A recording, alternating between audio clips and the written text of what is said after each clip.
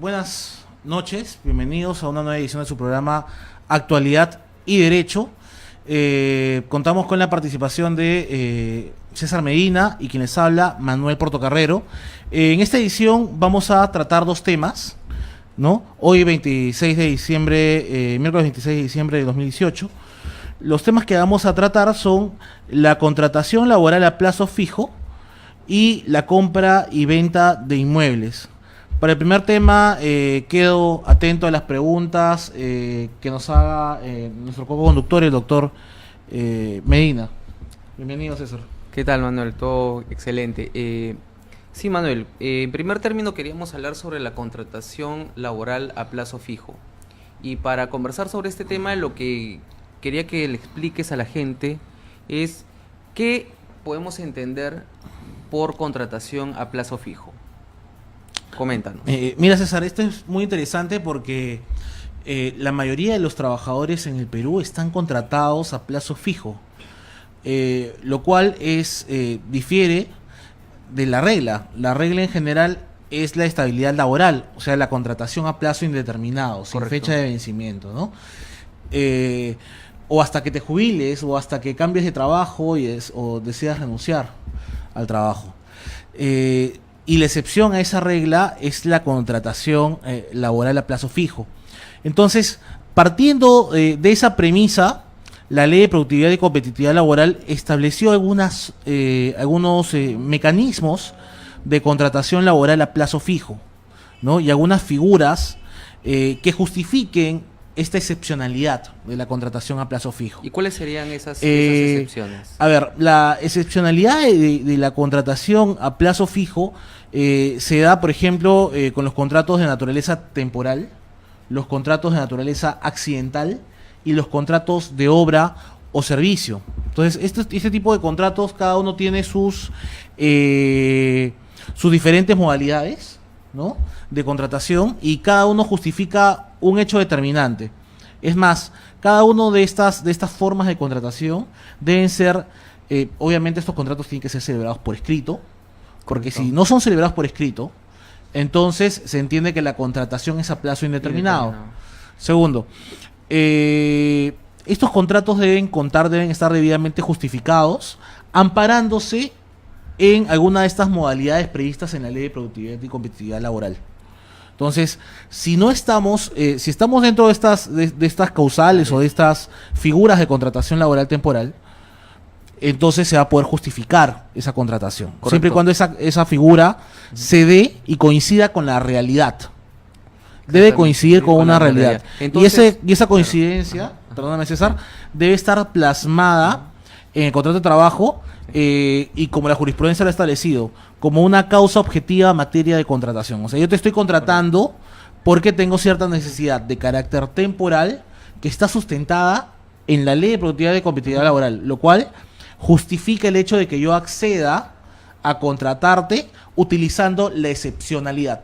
Entonces, lo que debemos tener en claro es que el contrato, ¿no?, la contratación laboral a tiempo y determinado es la regla general y la excepción es la contratación laboral a plazo fijo. A plazo fijo.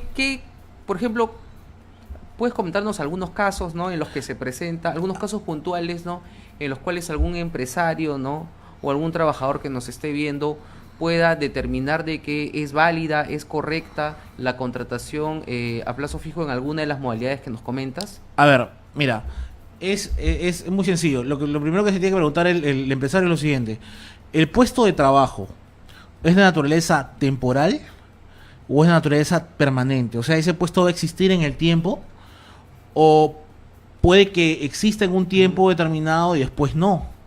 ¿Obedece de repente a necesidades temporales o no?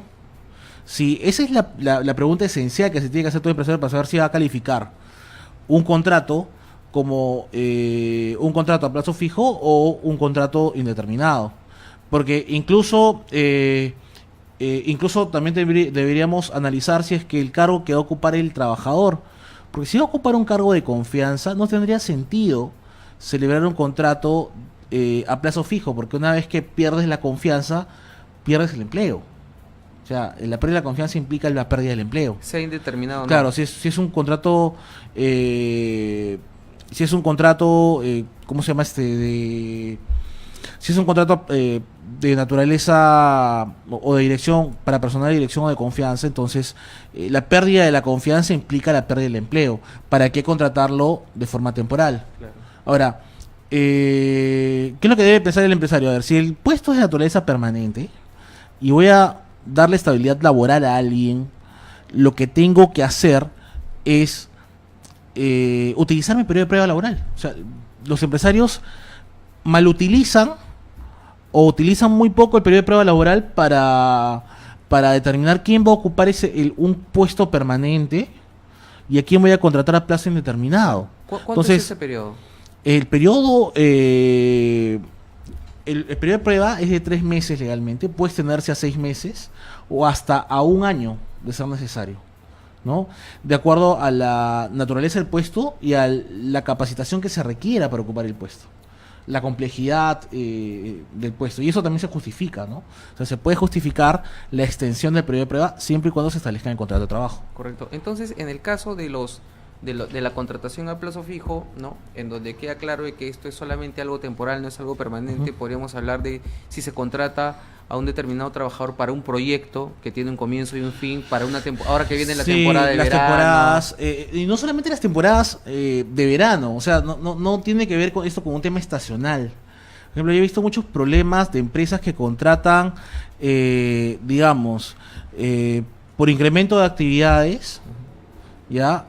Y en realidad lo que necesitan es contratar por temporada, ¿no? Y aquí sustentan más su contrato y ¿qué pasa si es que el trabajador solicita su reposición en el empleo? Pues gana porque aquí está más sustentada la causa objetiva en materia de contratación. Entonces, primero, quien tiene ¿qué les recomiendo yo a los que nos están oyendo? A ver, primero, tienes que saber para qué estás contratando, para qué puestos. ¿Cuál es la naturaleza del puesto? ¿Es permanente? ¿Es en realidad temporal? Y luego tienes que determinar qué tipo de temporalidad y si estas temporalidades están o se enmarcan dentro de la ley para poder justificarlas. Correcto. Entonces Manuel, es muy importante que nuestros amigos, los amigos que nos están viendo, tomen en cuenta de que una contratación de un trabajador con un nombre, con una designación incorrecta, puede perjudicar al empresario de manera total, ¿no? Sí, con una cláusula objetiva mal redactada o no redactada también, ¿no? Entonces, ¿qué tipos de contratos? A ver, quisiera explicarle aquí a nuestros oyentes, a nuestros televidentes, qué tipos de contratos existen. A ver, ya indicamos que hay contratos de naturaleza temporal, contratos de naturaleza accidental y contratos de obra o servicio. Empecemos por los contratos de naturaleza temporal. Los contratos de naturaleza temporal se dan mediante 3 mecanismos. Uno, por inicio o incremento de actividad. ¿Ya? ¿Y qué implica el inicio o incremento de actividad? Implica que haya una nueva actividad, o sea, que la empresa realice una nueva actividad empresarial. ¿Qué pasa si vendemos, de repente, somos una empresa embotelladora de gaseosas? Perfecto. Comenzamos a vender cerveza, es una nueva actividad, ¿no? Se puede dar por un nuevo establecimiento. ¿Qué pasa, por ejemplo, si tenemos una tienda de artículos de conveniencia, una de estas tiendas, estos mini markets, ¿no? Abrimos uno nuevo. Perfecto. Yo no sé cómo me va a ir con esa nueva tienda, con ese nuevo establecimiento. Si me va mal, entonces probablemente lo cierre. Si me va bien, probablemente en el tiempo ese local se convierta en permanente. Entonces, al estar este nuevo establecimiento hay una justificación. Al igual que una nueva actividad, no sabemos si en la nueva actividad nos va a ir bien o nos va a ir mal. Entonces, ahí se justifica la temporalidad. O sea, uno tiene que entender cuál es la razón de la temporalidad. O sea, lo que muchos explican, dicen, bueno, esto es por inicio de incremento de actividades por esto, pero tienes que entender la razón, ¿no? El incremento de la producción. ¿Qué pasa, por ejemplo, si tenemos un nuevo contrato, somos una empresa que fabricamos determinados bienes o prestamos determinados servicios y tenemos nuevos contratos por parte de clientes? Estos contratos de repente, temporalmente, lo que van a hacer es incrementar nuestras producciones. Y necesitamos más trabajadores. ¿Qué pasa si tenemos una empresa textil, una empresa de polos y y tenemos un nuevo pedido, un nuevo cliente, ¿no? Este nuevo cliente nos está pidiendo exportar. ¿Cuántos polos? 5.000 polos diarios.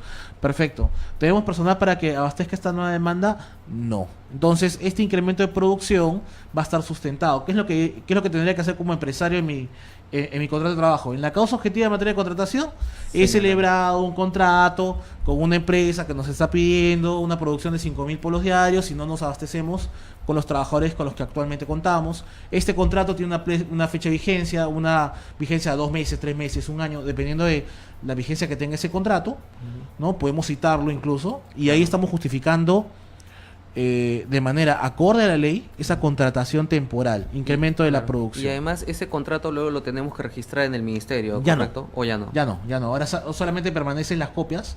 Tienes que firmarlo por triplicado, una copia para cada parte y una copia para el caso la SUNAFIL solicite o realice una inspección, pues tener a la mano los contratos. ¿Esos en contratos copias. necesitan firmas legalizadas o basta con...? No, basta con una firma, pero Correcto. siempre que provenga del puño gráfico de su titular, Claro. ¿no? Se han reducido ahí los costos de transacción. Sí, se han reducido los costos. Eso se dio desde diciembre de 2017. Diciembre del 2016, si no me equivoco, sí. Correcto. Ahora, Manuel, una consulta. El trabajador a plazo fijo, ¿tiene los mismos derechos que el trabajador a plazo indeterminado o hay algunas diferencias? No, exactamente tienen los mismos derechos. La única diferencia con el trabajador a plazo fijo es que su contrato, si está bien, obviamente, si está bien sustentada la causa objetiva en materia de contratación, si está bien, si cumple con si calza eso con la realidad, calza con lo que está en la ley, entonces el hecho de que cuando termine el contrato de trabajo, incluso sin previo aviso, pues se da por extinguida la relación laboral. Claro. Y aquí no hay un despido. Hay una En cambio, en conclusión el caso de los trabajadores a tiempo indeterminado, sí hay un despido, ¿no? O sea, o hay la conclusión, el contrato de trabajo concluye o mejor dicho, se extingue la relación laboral por el despido o por la renuncia, ¿no? O por un mutuo disenso. Entonces son diferentes formas de extinguirse la relación laboral. Siguiendo con los contratos de naturaleza temporal, César, hablamos también, por ejemplo, dentro del inicio de incremento de actividad, hay empresas que tienen nuevos mercados. Bueno, estamos accediendo a un nuevo mercado y por lo tanto se requiere contratar personal. O cuando la empresa recién se constituye. Porque cuando la empresa recién se constituye, César, tampoco no sabemos si nos va a ir bien, nos va a ir mal, ¿no? Una empresa recién constituida puede, en la mayoría de los casos, y según la estadística, no llega a superar el año, los 2 años, ¿no? Entonces, eso también justificaría de alguna forma la contratación de naturaleza temporal. Luego, dentro de los contratos de naturaleza temporal, César, y aquí ni siquiera termino, porque son como 3, 6, son 12 tipos de contrato, ¿no?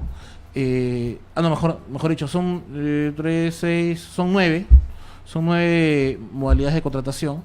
Entonces, tenemos también el contrato por necesidades de mercado, ¿no? El contrato por necesidades de mercado es otro tipo de contrato de naturaleza temporal, ¿no? Se da por incrementos coyunturales, por incrementos imprevisibles. O sea, es algo que tú no has podido prever de alguna forma. Como por ejemplo, ¿qué pasa con las empresas que realizan fumigaciones? Tienen una actividad normal, lo habitual es que tenga, digamos, una empresa pequeña, 4 o 5 empleados, 10 empleados. Pero ¿qué pasa si tenemos un fenómeno del Niño, ¿no? Y como consecuencia de estos desbordes de los ríos y todo esto, tenemos una epidemia de dengue. Entonces, esto va a generar de que estas empresas que realizan fumigaciones tengan incrementos también o pedidos, pero que son coyunturales, que son imprevisibles. Y esto va a hacer que obviamente hay un incremento en este mercado y por lo tanto se va a contratar personal de naturaleza temporal. ¿Por cuánto tiempo? Por el tiempo que dure este incremento coyuntural, ¿no? Claro. ¿Cuál es el plazo máximo en el que se puede celebrar estos contratos? 5 años. En el caso de los contratos por incremento de actividad son 3 años. Tenemos luego la reconversión empresarial, que es otra modalidad de contratos de naturaleza temporal.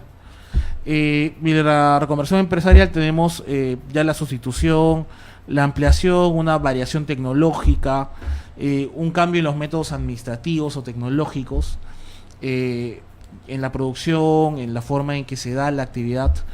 Entonces, ¿esto qué va a hacer? Va de alguna manera justificar el hecho de que se vaya a contratar personal. O sea, voy a contratar personal, ¿por qué? Porque de repente hubo un cambio sustancial tecnológico y ya no estamos usando máquinas de escribir, ahora usamos computadoras. Perfecto. ¿Qué necesitamos contratar? Técnicos en computación, pues que nos ayuden con esta variación. Y no los voy a necesitar permanentemente, sino durante un periodo No, que me ayude a un periodo- capacitar o ordenar la empresa. Exacto, ¿no? O sea, igual, si vas a cambiar un sistema integrado de gestión empresarial, de repente, como estás cambiando métodos y procedimientos, también podrías, de alguna manera, justificar la reconversión, Versión.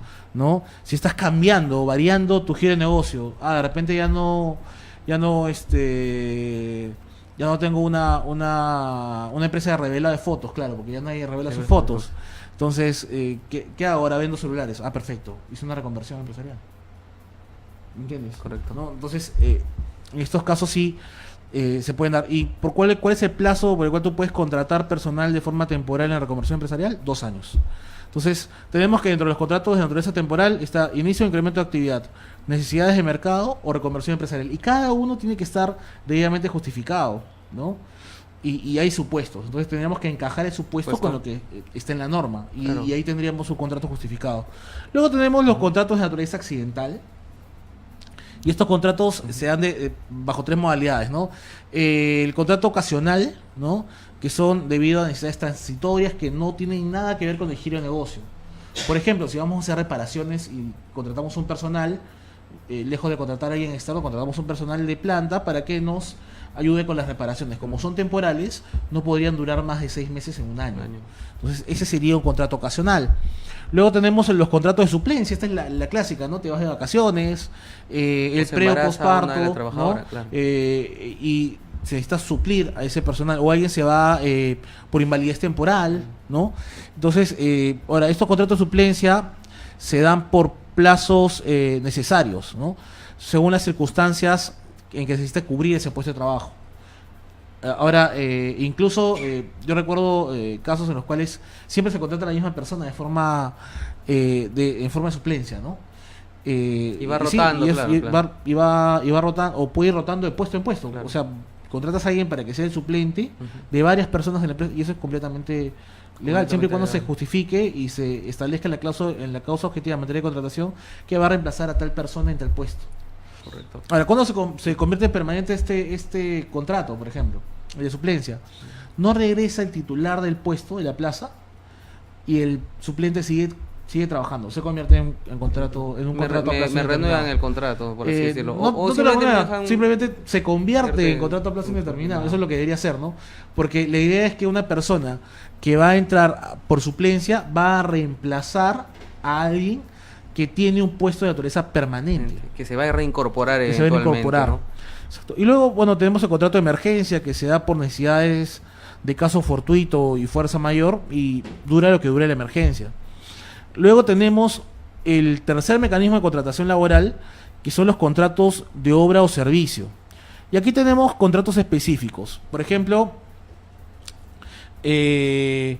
los de obra, ya los contratos de obra. Si tú vas a hacer una obra o un contrato específico y tienes un objetivo, por ejemplo, ¿qué pasa si contratamos a un ingeniero civil para que construya un edificio para la compañía? Perfecto, contratamos a un ingeniero civil para ese caso nada más, porque de repente queremos tener una supervisión de planta. Perfecto, lo contratamos, es altamente calificado, realiza la obra y termina la obra y el contrato también culmina. Entonces, ¿por cuánto tiempo puedes contratar a alguien por servicio específico? 8 años. 8 años. 8 años, es el plazo más largo. Ah, claro. Ahora, si concluye la obra o el servicio específico y esa persona sigue trabajando, pues ya se convierte en un contrato indeterminado. Indeterminado, ¿no? Entonces, sí, yo he tenido casos en los que he contratado ingenieros civiles o ingenieros o personal técnico especializado para que realice una obra o un servicio específico. Bueno, importante conocer estas modalidades de contratación a plazo fijo, porque por lo general el desconocimiento de los empresarios y los Y trabajadores, los trabajadores, hacen ¿no? que, bueno, el desconocimiento de los trabajadores para ser contratados, aceptar la contratación a plazo fijo cuando corresponde una contratación indeterminada y al revés, ¿no? Por parte de los empresarios que contratan de forma indeterminada cuando corresponde a plazo fijo. Ahora, Manuel, el Mira, despido... para terminar, Sí, claro. hay dos contratos, está intermitente, Ujú. ¿no? Que se da cuando tú tienes labores de naturaleza permanente, pero que son discontinuas, ¿no? Y aquí podemos hablar de los casos de los que realizan pesca, ¿no? Que sea Claro, por temporada. O sea, temporada. tienes Época de veda, ¿no? época y tienes que adaptarte a esas épocas, ¿no? Y también hablamos de contratos de temporada, ¿no? Estos que se repiten cada año. Por ejemplo, si abrimos el Boulevard de Asia, perfecto. Necesitamos personal para atender las tiendas del Boulevard de Asia. Ya, y aquí se celebran contratos de naturaleza temporal, se repite estacionalmente. Ahora, no solamente calzan con temporadas estacionales, como ya lo dije hace un momento, verano, invierno, no. También hay temporadas que se dan a nivel empresarial, que se pueden tener en cuenta. Por ejemplo, la temporada navideña, eso es un contrato de temporada. No sé qué hacen las empresas contratando por inicio de incremento de actividad cuando deben contratar por temporada. La temporada escolar, o sea, tenemos una campaña escolar, perfecto. Esto es temporada, o sea, esto se da siempre en un año. No es que haya un incremento imprevisible. A veces, ¿qué es lo que hacen? Contratan por necesidades de mercado. Es imposible que contrates por necesidades de mercado porque tiene que haber un hecho imprevisible. ¿Qué tiene de imprevisible? Algo que tú sabes que todos los años va a suceder. La Navidad, ¿no? No, la Navidad, o sea, vas a saber que todos los años necesitas personal en las tiendas por departamento. Eso no es imprevisible. Eso no es imprevisible, eso es temporada. ¿Y una indebida contratación en ese sentido permite al trabajador solicitar su cambio a plazo Sí, indeterminado? Sí, ¿o no? incluso se han ordenado reposiciones por esta mala categorización o mejor dicho, o este mal sustento de la causa objetiva en materia de Y contratación. tengo un trabajador que solamente me sirve para una temporada todo el año. Y vas a tener que cargar, obviamente, con un trabajador que tú quisiste contratar por temporada, pero porque fundamentaste mal tu causa objetiva en materia de contratación, ahora lo vas a tener de forma permanente. Claro. Ahora, ¿No? bien importante lo que tú comentas, Manuel, temporada no es estación del año, temporada es un término que también se entiende o sea, es un término comercial, ¿no? Es un término comercial, se Claro. puede aplicar en forma comercial, claro. O sea, tenemos temporadas comerciales. Como ya lo dije, ¿no? Escolar, Navidad, Día de la Madre, Día de los Enamorados.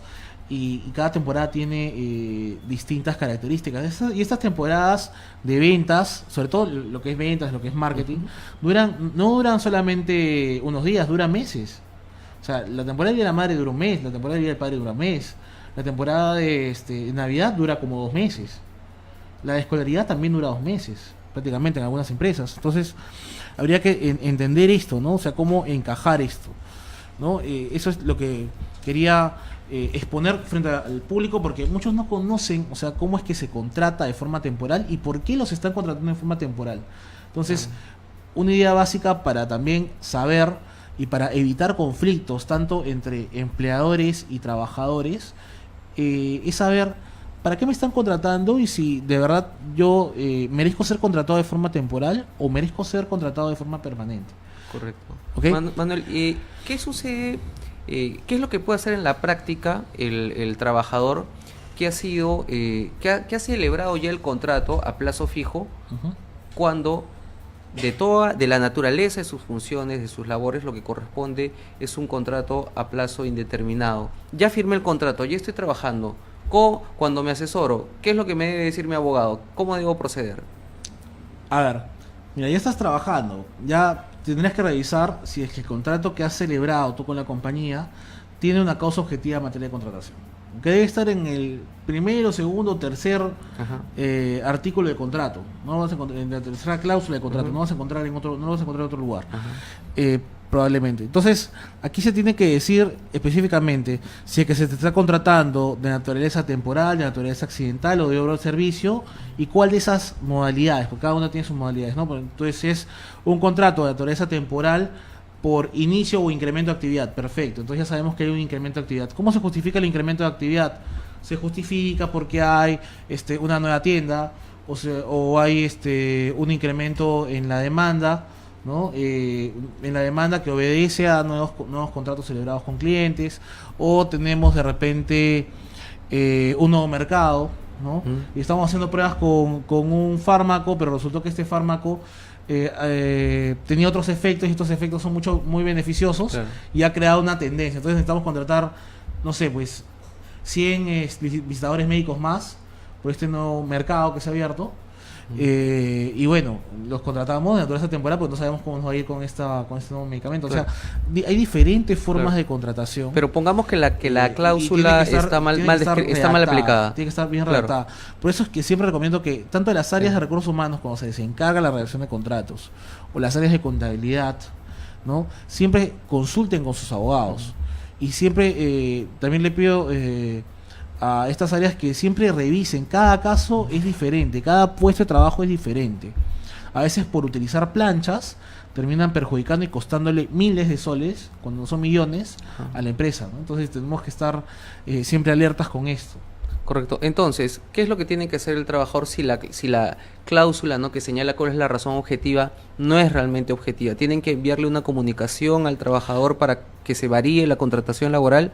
¿Qué es lo que tendría que hacer el trabajador en todo caso? A ver, el trabajador ya en realidad lo que podría hacer es simplemente no decir nada, esperar a que el contrato culmine, hasta que la relación laboral culmina, Ah, correcto. ¿no? Y de repente le dicen, bueno, ya acabó tu contrato, no lo dejan ingresar al centro de labores, y ahí reciben accionar judicialmente, ¿no? Para pedir la reposición. Hemos visto el programa anterior de que cuando se desnaturaliza un contrato de trabajo, y esto se le llama desnaturalización, Ajá. ¿no? Eso es lo que nosotros conocemos con la desnaturalización. A ver, simplemente el contrato de trabajo a plazo fijo no está debidamente sustentado en una causa objetiva, en una razón justificada para contratar de plazo fijo, ese contrato está desnaturalizado. Como está desnaturalizado, en función a que, en aplicación de los principios de primacía de la realidad, en aplicación de los principios protectores, tú no puedes demostrar que el puesto para el cual fue contratado es de naturaleza permanente y no de naturaleza temporal.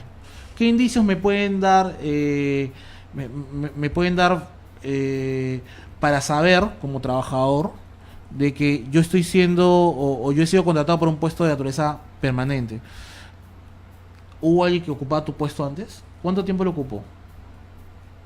¿No? O sea, esto es un indicio. Si duró más de 3 años, no es algo temporal. Si es un puesto que viene estando en la compañía hace 15 años y yo estuve casi 3 años, entonces no es un puesto temporal, de ninguna manera. Hay ciertos elementos que me dicen, esto no es un puesto temporal. Correcto. La misma naturaleza de la empresa.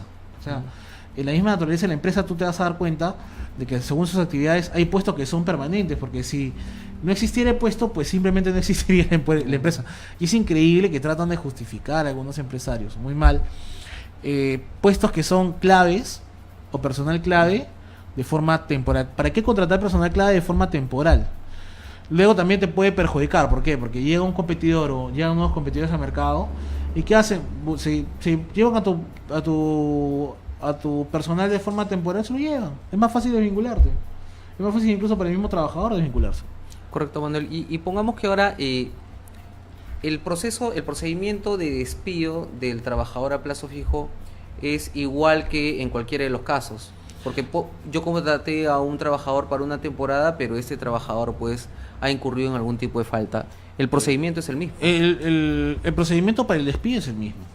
El procedimiento para el despido de un trabajador a plazo fijo y de un trabajador indeterminado a plazo indeterminado es el mismo, es exactamente el mismo en la ley y tiene los mismos derechos, las mismas prerrogativas. Correcto. Manuel, y ahora si nos ponemos del lado del empresario, ¿no?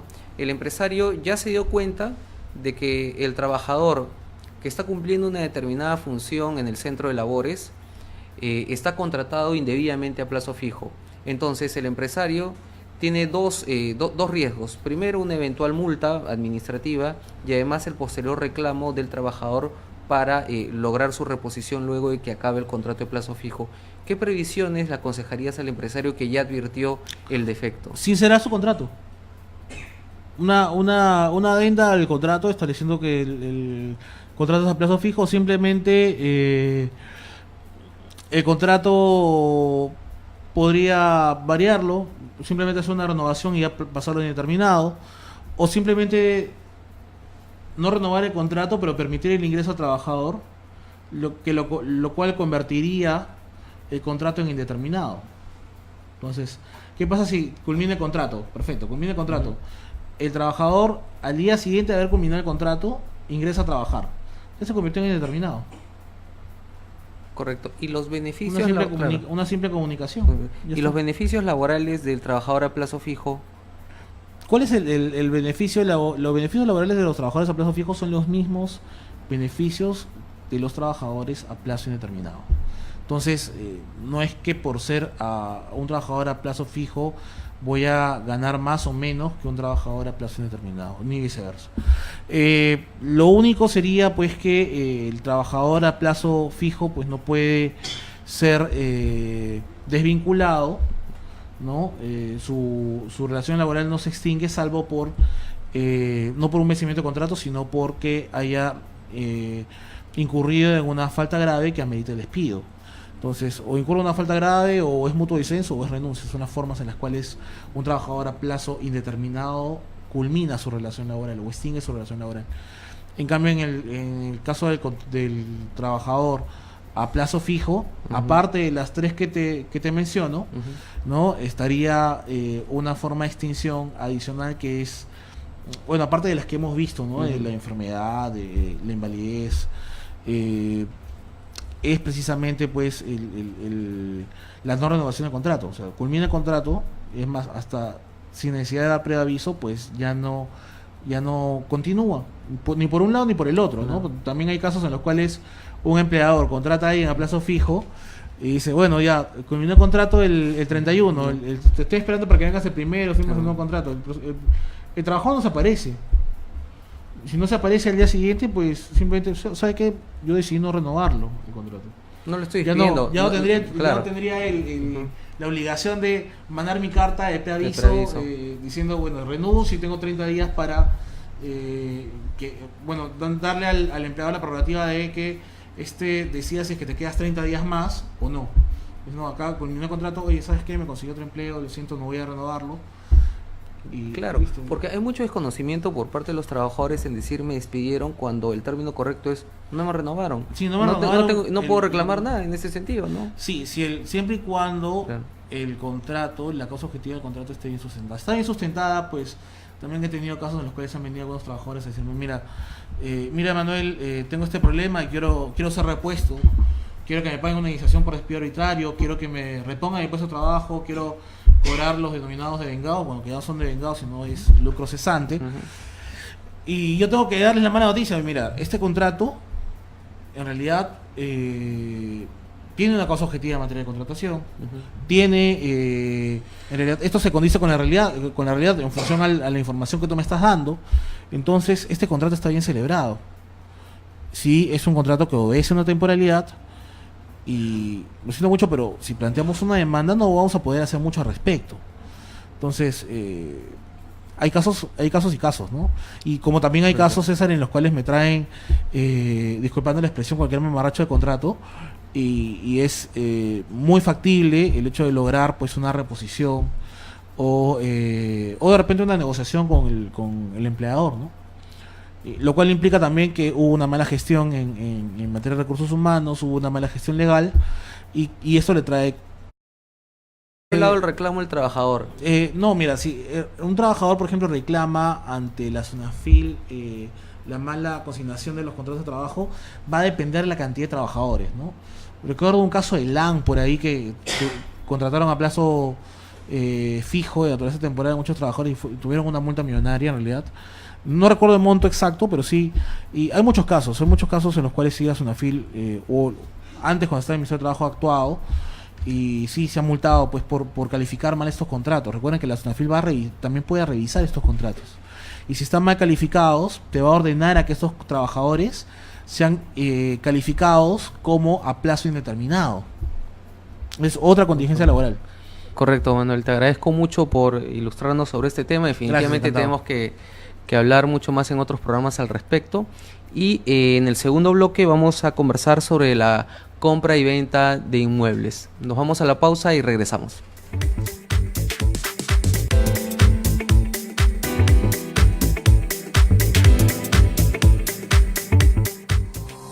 Hola amigos, soy Víctor Hugo Quijada para invitarlos a sintonizar todos los viernes a través de HCM Radio Televisión De Frente con la Verdad y compartir entrevistas sobre temas de gestión pública y coyuntura política. Los espero de 2 a 3 de la tarde.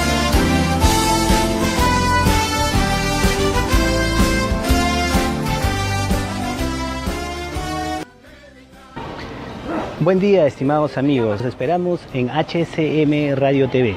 En este programa Tecnología Médica y Salud estaremos debatiendo, analizando los temas de coyuntura de la salud en nuestro país. Los espero todos los jueves de 5 a 6 de la tarde en HCM Radio TV.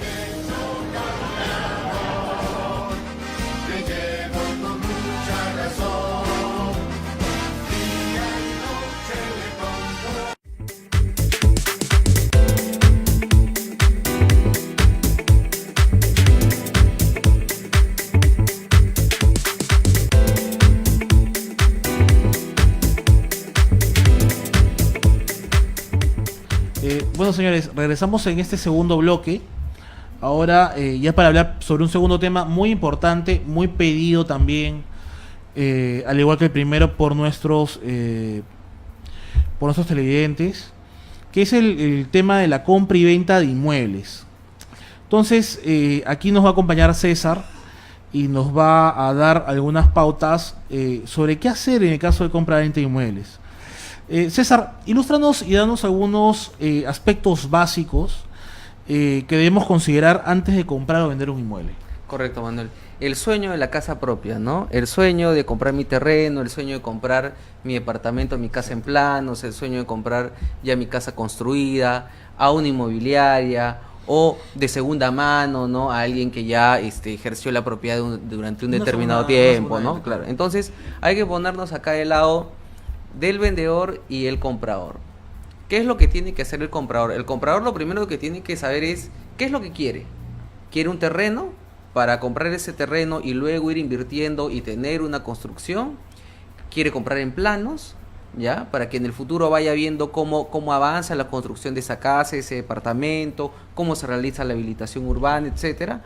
O tercero, sí, lo que ya necesita y lo que ya quiere es un departamento, una casa, y ya puede hacer la inversión para que luego de adquirir el bien, por ejemplo, lo voy alquilando a una persona y con lo que yo obtengo, como hace mucha gente, voy pagando mi hipoteca, ¿no? Entonces, lo primero que tengo que saber es qué es lo que quiero.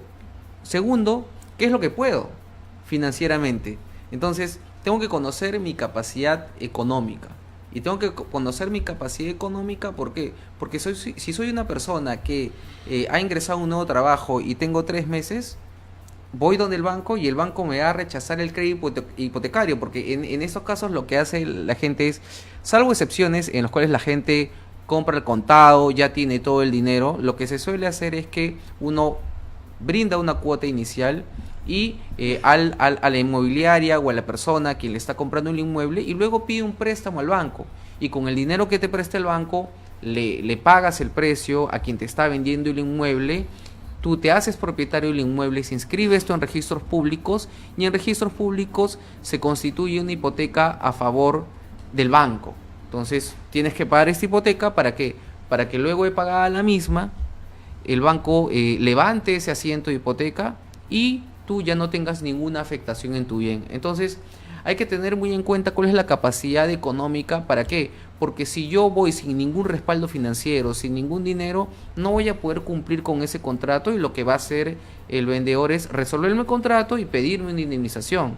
También tengo que saber, por ejemplo, qué previsiones debo tomar. Obviamente conocer quién es el titular del inmueble, ¿no? ¿Quién es el titular? Aquí, ¿a nombre de quién está inscrito el inmueble? El inmueble está inscrito a favor de la persona que se me está presentando. La persona que se me está presentando como representante tiene poderes o no tiene poderes. Y regresando un poco al tema de financiamiento, Manuel, hay que destacar que, por ejemplo, el crédito hipotecario es el premium de los créditos. O sea, es muy fácil tener un crédito para un préstamo pequeño, ¿no? Increíble, claro. César. Pero el hipotecario es el plus de todo, ¿no? Es que mucha gente se endeudaba en dólares cuando el dólar estaba 2.30, 2.20, llegó a caer a 2.20 o a menos. Y ahora está a 3.30 y tal. Y ahora está, sí, o sea, ha subido su deuda en un 35%. es increíble. O sea, había gente que podía pagar un crédito en el año 2013, Sí. ¿no? Cuando estaba el dólar bajo, pero hoy, 2018, pues este crédito se le hace impagable. Hay mucha gente que está perdiendo la casa o está teniendo que venderla hipotecada porque ya no puede seguir pagándola. Y eso es porque igual no ha con los previsto, créditos, no, igual con los claro, créditos vehiculares, claro. ¿no? Entonces, no se ha previsto, y ahí tiene que ver mucho conocer cuál es la capacidad financiera de uno, ¿no? Entonces, lo que uno tiene que conocer en principio es qué es lo que quiere, qué es lo que puede, conocer quién es el titular registral, y cuando uno quiere comprar un inmueble, lo que se pide es el CRI, ¿no? Y en el CRI se señala quién es el titular y no solamente quién es el propietario del inmueble en registros públicos, sino también cuáles son las cargas y gravámenes. Y eso es importante porque hay que conocer si de repente el inmueble que queremos comprar tiene una hipoteca. Y hay que recordar, como dijimos en el programa anterior, que la hipoteca persigue el inmueble, no persigue a la persona que constituyó la hipoteca en un primer lugar. No, incluso yo también recomiendo, César, mucho hacer un estudio de títulos para revisar todo el tracto, lo que nosotros llamamos trato sucesivo es toda la historia, ¿no? Claro. ¿Quién le vendió a quién primero? ¿Quién adquirió primero el inmueble? ¿Quién le vendió a quién? ¿No? ¿De dónde proviene todo esto? Porque esta es una cadena y tiene varios eslabones, ¿no? En el tiempo, un inmueble tuvo un primer propietario y después se crearon nuevos eslabones en esa cadena que fueron dando a diferentes propietarios, hasta que al final llegaría al vendedor del inmueble. Si no tenemos toda esta cadena, no está saneada toda esta cadena, y sobre todo si es que esto pasa en los últimos 10 años, ¿no? Podemos tener el riesgo de que al no realizar un estudio de títulos, ¿no? Un buen estudio de títulos, podamos perder esta inversión.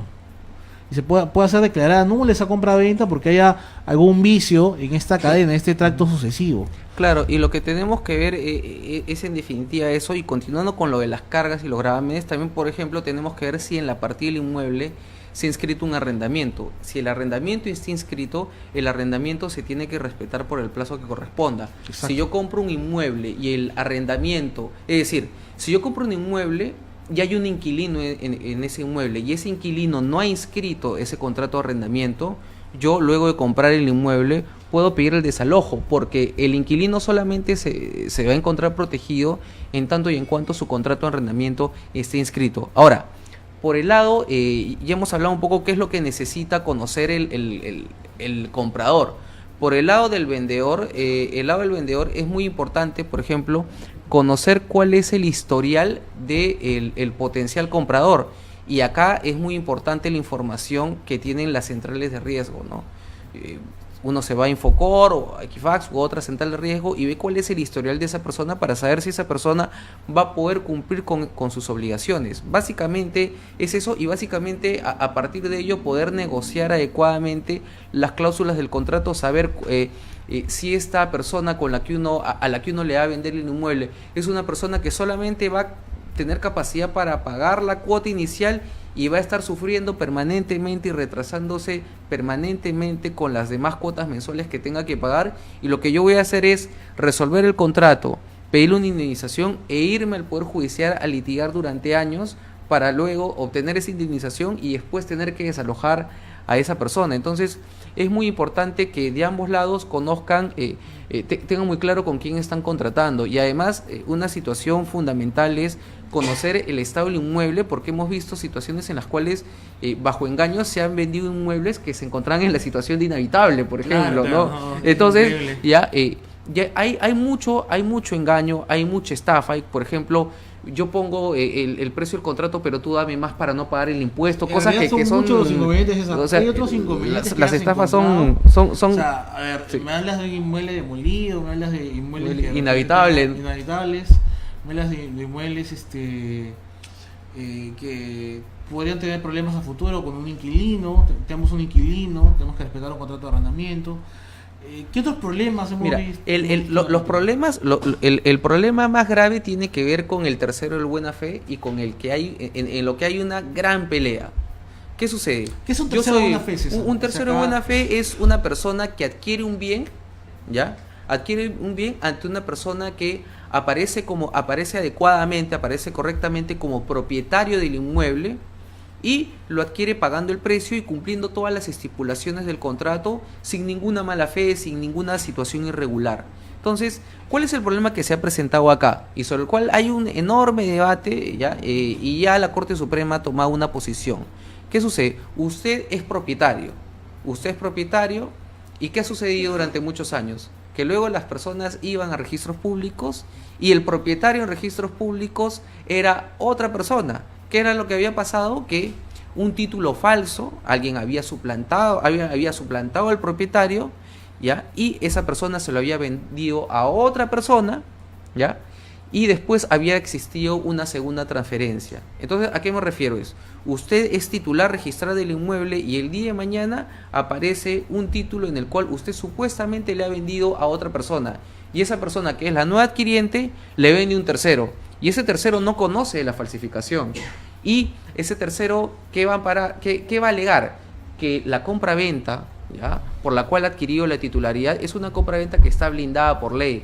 Entonces, ¿cuál ha sido la decisión del Poder Judicial cuando el propietario que se ha visto despojado de su propiedad por un título falsificado ha ido a reclamar la propiedad? Lo que ha dicho la Corte Suprema es: mire señor, conforme a las normas y a la interpretación de la norma civil, este tercero de buena fe adquirió conforme a ley y él es el que se tiene que quedar con la propiedad de su inmueble. Usted tiene que desalojar el bien que le perteneció pese a que el título es falsificado, y si tiene que pedir alguna indemnización, pídasela a quien produjo la falsificación. Entonces hay mucha discusión. Probablemente es alguien que haya prestado su nombre nada más. Exactamente. Por eso en el caso de Orellana se utilizaba mucho esta figura, ¿no? Claro, incluso había los laudos arbitrales comprados, etcétera, ¿no? Entonces hay un gran debate. ¿Por qué? Porque lo que están haciendo ahora los propietarios es lo siguiente: es afiliarse a la alerta registral, ¿no? La alerta registral, uno se afilia en la página web de SUNAR a la alerta registral, y lo que uno va recibiendo a su correo electrónico en tiempo real es todos los títulos que ingresan al registro público. ¿A qué me refiero con títulos? A toda solicitud de una persona que quiere inscribir un arrendamiento, una hipoteca, una compraventa, un bloqueo, etcétera. Entonces uno como propietario está alerta, ¿no?, y recibe esta comunicación para acercarse a registros públicos y conocer qué es lo que se quiere inscribir y poder cuestionarlo de manera efectiva, porque así como fui diligente para comprar el inmueble, claro, también tengo que ser diligente para proteger el mismo, ¿no?, sobre todo por esta situación de estafa y por esta situación de corrupción que ha habido en registros públicos, porque para que se inscriba un título falsificado es pues casi 100% probable que ha habido también un acto de corrupción en registros públicos. Otra forma de protección por parte del propietario, además de la alerta registral, es lo que se llama la inmovilización del predio. Es decir, yo soy el propietario del inmueble, yo soy el titular del inmueble, y lo que hago es presentar ante el registro público una solicitud en la cual le pido al registrador que evite el movimiento de la partida durante un plazo máximo de 10 años. Entonces, así yo me curo en salud, ¿ya?, de que se pueda inscribir algún acto, salvo que yo mismo solicite que esta inmovilización del predio sea dejada sin efecto, ¿no? Los casos los casos relacionados a propiedad son interesantísimos porque nosotros conocemos de que la inscripción de la propiedad en el Perú sobre un inmueble no es obligatoria, pero vaya que en la práctica se vuelve súper necesaria, porque si yo he comprado un inmueble y no he inscrito mi propiedad en registros públicos, el día de mañana inscribe otra persona y yo ya perdí, porque ¿cuál es el rango? ¿Cuál es el rango que establece la ley? Se protege ¿a quién? A quien inscribió. A quien inscribió primero en el tiempo, primero en el derecho, a quien inscribió primero. Y luego, si no hay una propiedad inscrita aún, se protege a quien tenga un documento más antiguo y que tenga un documento de fecha cierta. ¿Qué es un documento de fecha cierta? Es decir, que cuente, por ejemplo, con la certificación notarial respectiva.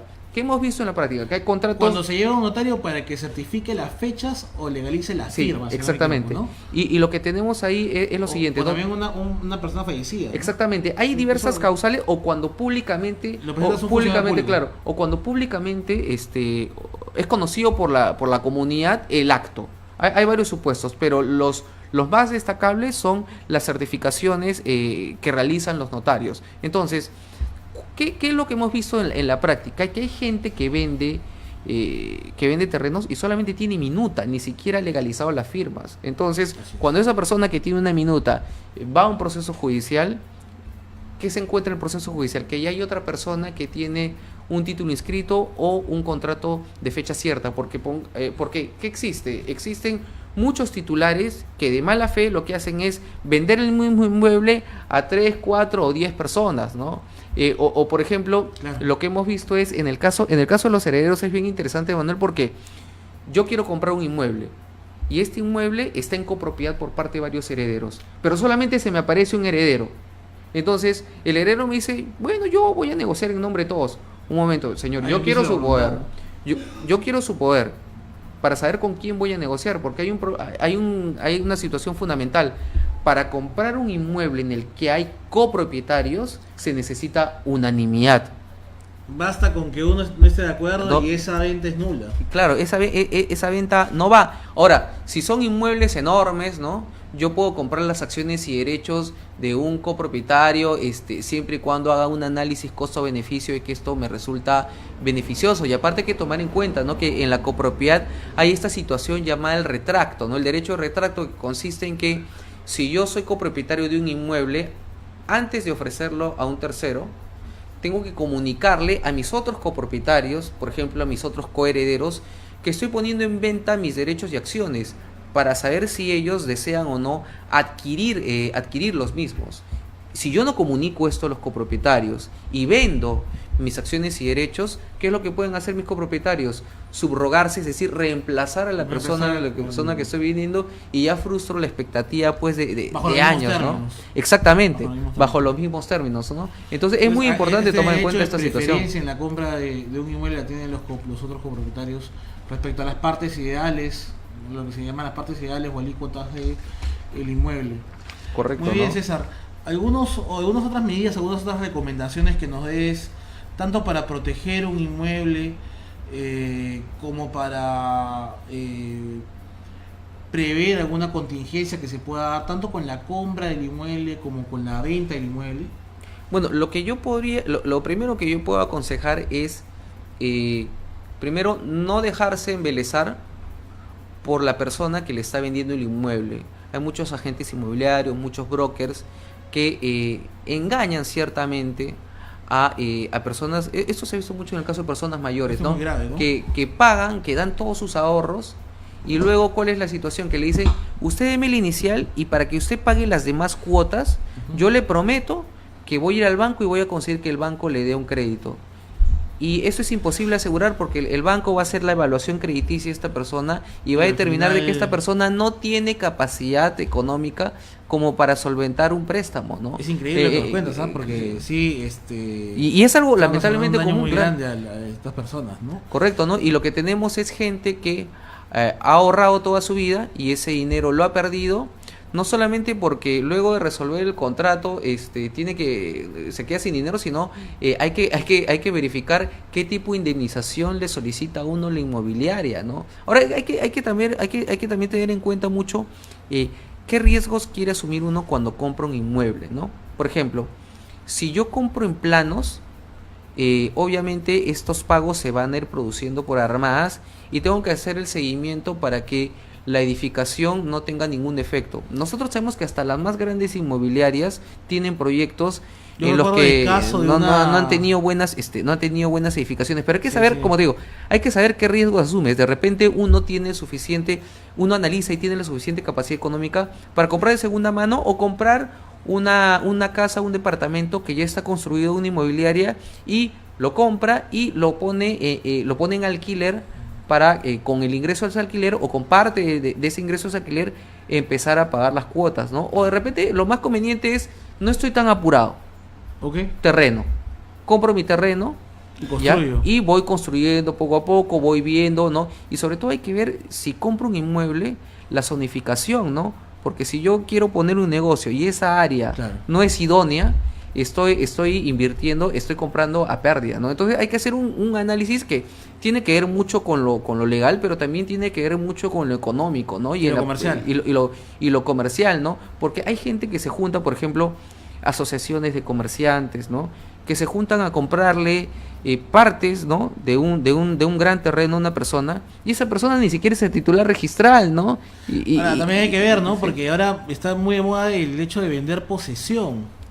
Eso, hay muchos sí, posesionarios sí. que tienen grandes extensiones de terreno, asociaciones, comités, Sí. a los cuales pues ya la municipalidad incluso les da certificados de posesión y todo, y que la gente sepa, César, que no es lo mismo que te vendan una posesión a que te vendan una propiedad, sobre todo cuando el terreno es del Estado. Totalmente de acuerdo contigo. ¿Por qué? Porque lo que se ha presentado es que cuando se celebran contratos de cesión del plazo posesorio, es decir, yo le compro a un señor que estuvo poseyendo 5, 6 o 7 años su posesión. Ahora, Sí. antes que esto, quisiera aclarar una cosa.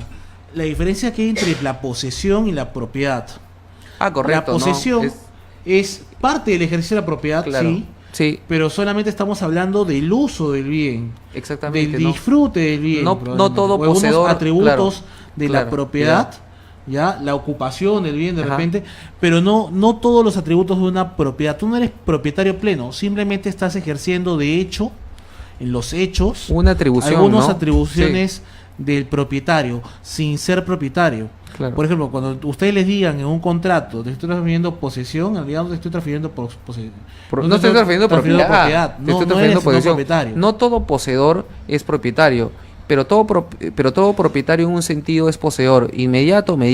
Pero lo importante en los contratos de cesión de posesión es que esta cesión de posesión solamente sirve ¿para qué? Para sumar un plazo de posesión que al final yo puedo utilizar para un proceso de prescripción adquisitiva, que es que cuando yo tengo 10 años poseyendo un inmueble pacíficamente, públicamente, me comporto como propietario, yo podría sumar el plazo posesorio que he adquirido a través de un contrato de cesión.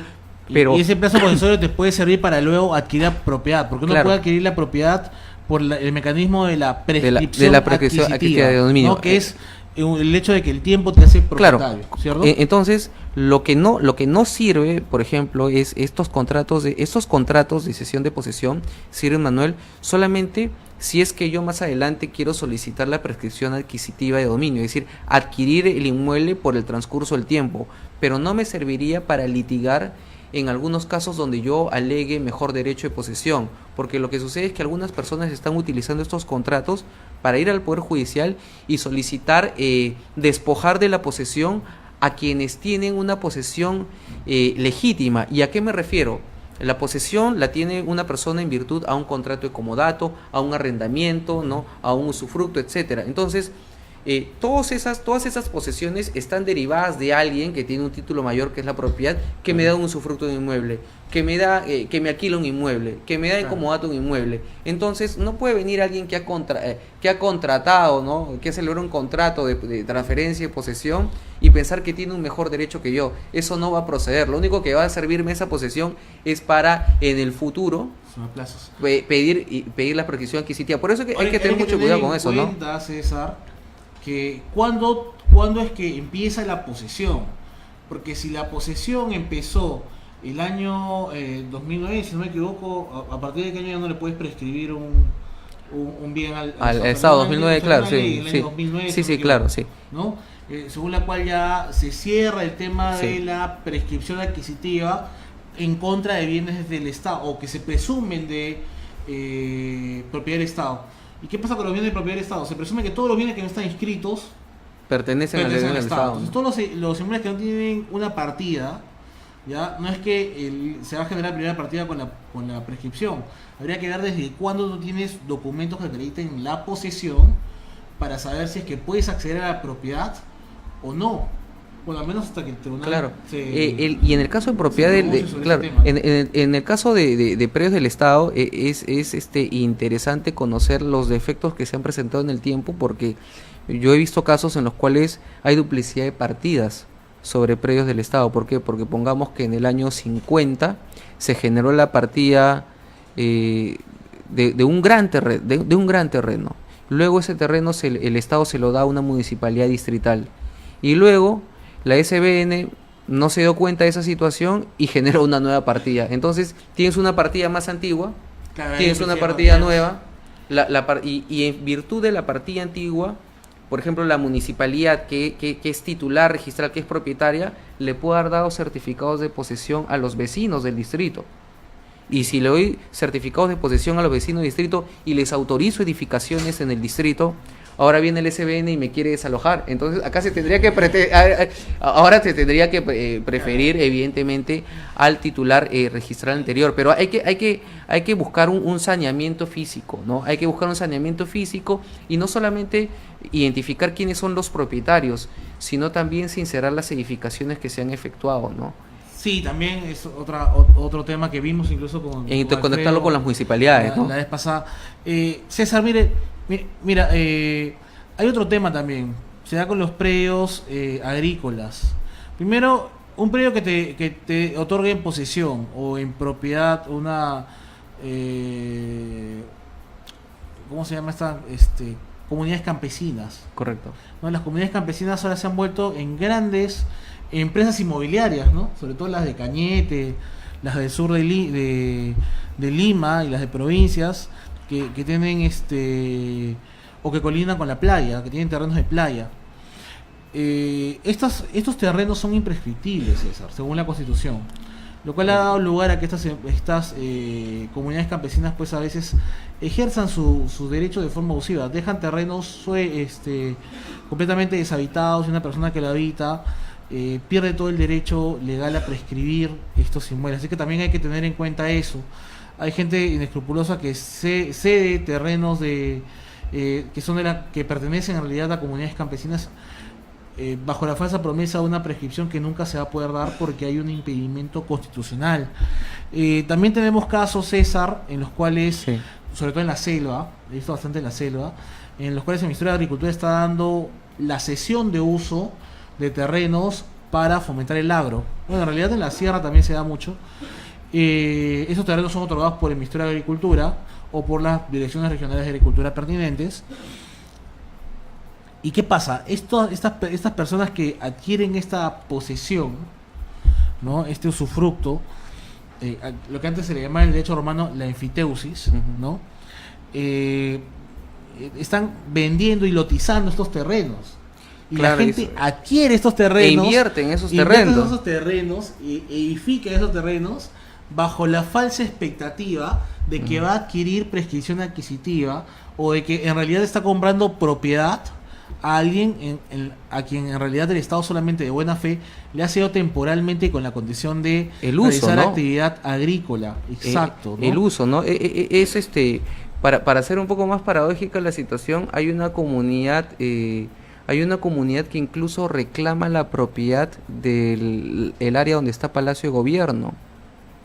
Hay todo un litigio que entiendo que todavía no ha terminado. En el caso de los predios agrícolas, tú comentas una situación muy interesante porque hace unos años habían 4,5 millones de predios agrícolas y inscribir más predios agrícolas era formalmente imposible porque COFOPRI ya no tenía esa facultad, la tenían los gobiernos regionales y los gobiernos regionales no la hacían porque no tenían personal capacitado. Y luego en un estudio habían pasado los predios agrícolas de 4 millones a 5 millones y no era porque habían crecido, sino porque se habían realizado muchas transacciones, ¿no? Y esos lotes ya ahora se habían transformado en 2 y el gran problema era tratar de inscribirlos, ¿no? Entonces hay una gran labor de saneamiento, ¿no?